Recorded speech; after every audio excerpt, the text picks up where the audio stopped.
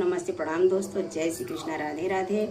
आप सबके बीच एक बहुत ही प्यारा इमली की घोटाई गीत लेके आए हैं दोस्तों। जैसा लगे कमेंट में ज़रूर बताना, लाइक करना, शेयर सब्सक्राइब जरूर करना दोस्तों। पूरा वीडियो देखना। जय माता दी।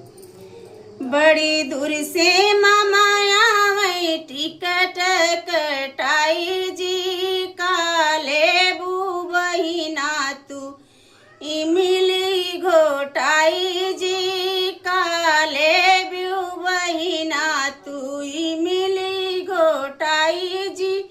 साड़ी ले भाई, कपड़ा ले भाई, सेट लगाई जी, जाड़ीदार लहंगा ले भाई भैया इमली घोटाई जी, जाड़ीदार लहंगा भैया इमली घोटाई जी।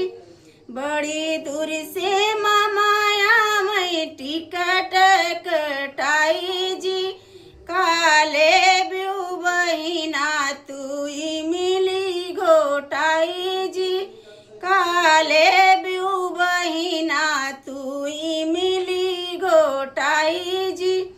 बाली ले भाई, झुमका ले भाई, सेट लगाई जी, सोने कैसी कड़िया भैया इमली घोटाई जी, सोने कैसी कड़िया भैया इमली घोटाई जी।